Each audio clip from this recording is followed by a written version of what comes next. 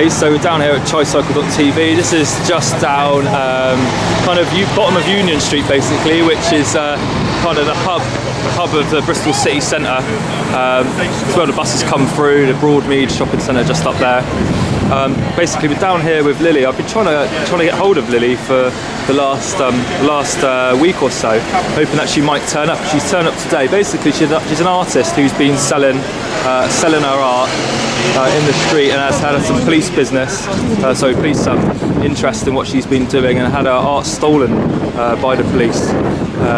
But since then she's had massive public support both in the street and on the internet, and I just wanted to come down and speak to Lily and find out a little bit more about what happened, what's going on, and what our art's all about. Fantastic.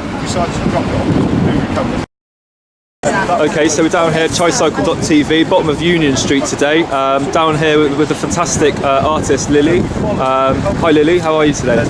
Good. Yeah? Yeah, sun's shining. So, I mean, I first heard, I've cycled past you a few times, but I first heard about you and your story actually through Facebook, where I saw over 300 people sharing the story. Some guy basically seen the police giving you some hassle, and on the story it basically read that the police had taken your artwork and it had been incinerated or destroyed. What's happened, Lily? Well, that was it hadn't actually been taken and destroyed. He misunderstood what I said. They've threatened to take my artwork and incinerate, like loud here. Yeah. And usually I've not taken much notice, but this time I could tell they were serious. Okay. And well, basically I paid for a peddler's license. Yeah. Months ago. Yeah. When I first started doing cards. Well, saying that, I started off drawing on the floor with a rock. Okay, like chalk? Yeah. Oh, interesting. Yeah. I used to do chalk as well. Right. I got arrested 3 times in Bristol back in 2009 for doing chalk art. Criminal Chalkist was my name. Criminal chalk. Yeah, criminal chalkist. Yeah, because it's so damaging. Yeah. Well, it's funny because in the law it said it's anything that damages, destroys, or reduces the life of someone else's property.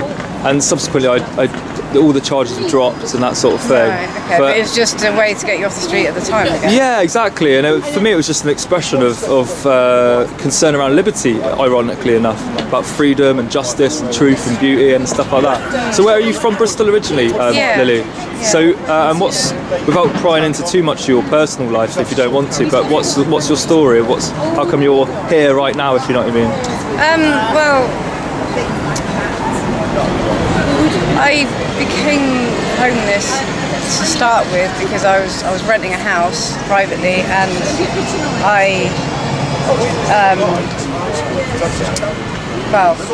the landlady said that she wanted to sell the house. She was getting on a bit. She couldn't be dealing with the hassle of it anymore. So she gave me the time to move out. I hired a van and cleared out, and she said that the place was immaculate. She was going to only take £100 out of the deposit for cleaning the carpets, and I believe that was acceptable, whatever. But basically she owed me the first month's rent and deposit, which was over £1,000. Yeah. And she just never gave it back, and I've had the tenancy relations from the council ringing her, and she changed her phone number. Basically, it was just before deposit bond scheme, so I couldn't. There's nothing I could really do. Oh right, yeah, DPS thing, yeah. So, that was in Bristol, was it? Yeah, that was in St George, and since then it's just been. Yeah, I was staying at my boyfriend's hostel, but then he got illegally evicted. That was Bristol Foundation housing. Yeah. Which. The last mayor actually lent his name to them to change their name so that people couldn't couldn't get them for can't think of the right word now for illegally evicting. Okay, yeah.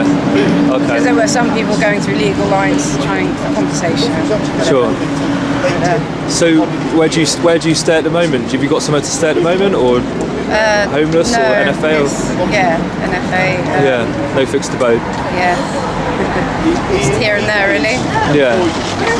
The reason why I think I'm kind of interested in, as soon as I read it, your story on the internet and stuff, was because I'm in a similar position, similar situation. I've been homeless twice, once when I was 16 and once when I was 17, and I think it's a very brave thing to do, not only to stand out on the street and express yourself, but actually to believe in your truth and your own.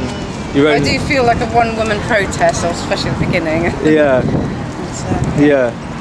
It's lovely. So can you talk us around some of your art? What are they about? Which one's your favourites or anything like that? Yeah. Okay, well this or your one's got a bit of a story. Perhaps, My customer's favourite. This one isn't particularly a favourite of mine or anyone else's, but the idea behind that one, it's a big canvas which is in storage somewhere. Yeah. It was about the toxicity of everything that we take into our bodies and just feeling. I think, well, I used to have a drinking problem, and I think it was in relation to that at the time. But that was quite a long time ago, that one. Yeah. A lot of the this one, the knobhead one. What's that I've one done about? a better version of that. That's cool. I like that one. It was a builder commissioned me to do a sorry card for his girlfriend. Right. And he was calling himself all sorts of names. But it was supposed to be sorry, exclamation mark. Yeah. And I took a big risk of putting sorry on my knobhead. Yeah. But he liked it, and a lot of people have liked it. Yeah, I like it. I might have to have that one as well. I think I love it. It's great. Then, like this one, well, there's a big version of it over there. That was a commission for someone who was dying. Right. But from someone else. Okay. From there. Anyway. Okay. He never came back for it. Oh, right, okay. Maybe. Look. That pencil, you did it with a pencil? Yeah. It's lovely. I like your signature as well on it. It's lovely. Yeah, I've only just started signing my work. Yeah, you should, definitely. Yeah. This absolutely. One, at the moment, the bestseller. Yeah. I don't know, it's got a lot of movement in it, and it's actually wire on paper. Okay. Okay.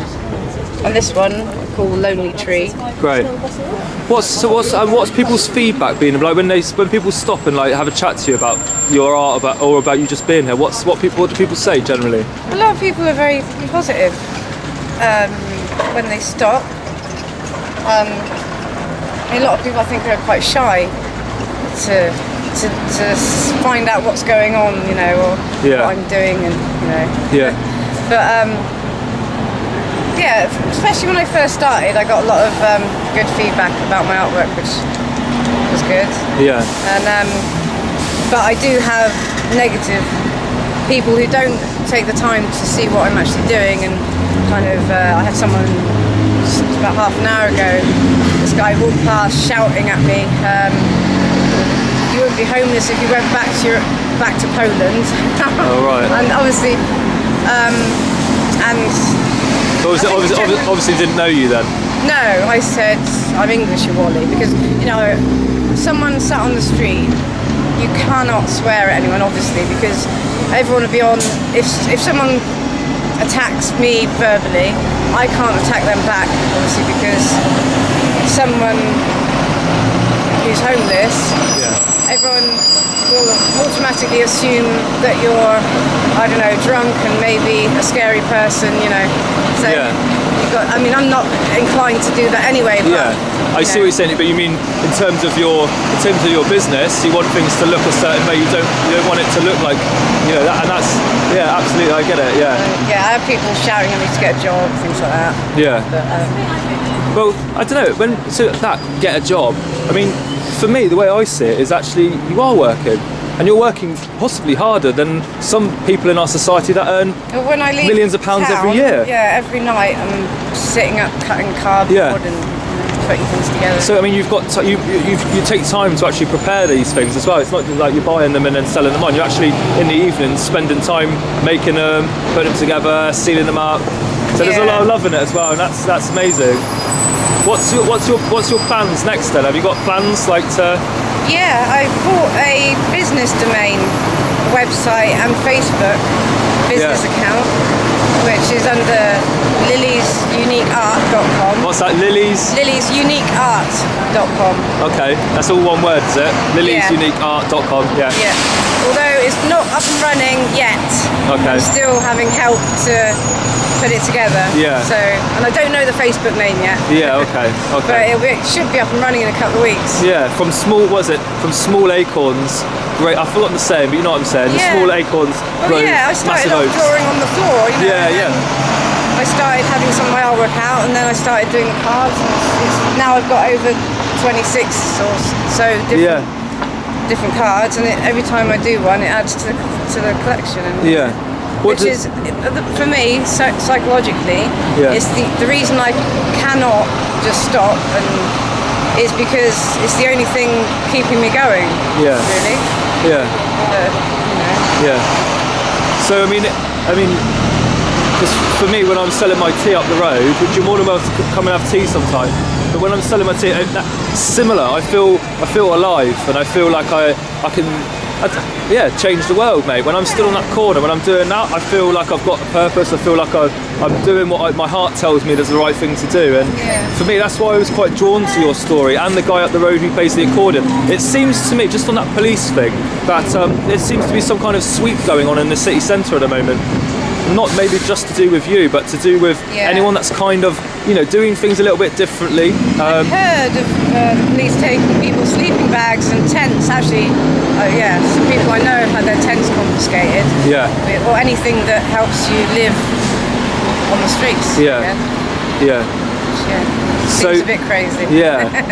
So where are you from? Bristol originally, or from somewhere else? Yeah, background? I'm from Bristol originally, but I don't have that many connections because you have now. I lived. I lived 300 plus. You have now. Yeah, they have now. You have now. How are you? Yeah. So, I mean, that's what I'm kind of offering and trying to dream up, is this idea that we could have a union, not necessarily a membership, but a union, a circle of artists, of street vendors, of buskers, where basically we're all in contact with each other, that we look out for each other, that we recognise that actually your business is a fantastic part of Bristol, not something that should be criticised, condemned and shut down, but actually something that should be supported, should be celebrated, should be saying, well, this is someone that's actually trying to do something. Well, I've had tourists to Bristol saying that it brightens the place up. Oh, we don't get that kind of thing where, in such and such city or whatever. And they have accepted buskers to an extent, haven't they? Yeah. And I don't see how this is different, really. Yeah. But I was prepared to pay for a license. Yeah. It's not that expensive. Yeah. But just to be kind of hitting a brick wall constantly. But if they take your stuff again. Well, no, they didn't actually take it the first time, but they were threatening to. If they do take it, you play the harmonica badly and I'll sing badly, and we'll see what they do about buskers then, shall we? Brilliant. So just kind of finally, Lily, what's so we talked about your art, like all the pieces and stuff. But what's your, away from this moment right now, but what's your kind of dream? What's the future for your creations, but your life in general? What would you, if you could do anything right now, what would it be? That's my question. Well, I had education-wise, I haven't had a very good start. I've just wanted to be able to work really, and not the shittest job possible. I suppose I'm just scared of being stuck in a cleaning job for the rest of my life. Yeah. I'd love to do.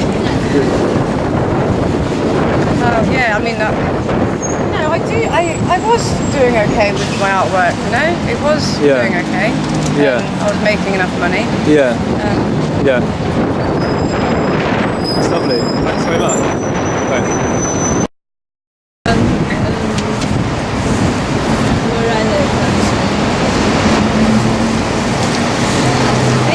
So Lily's, they're just kind of giving you a bit of art criticism or something.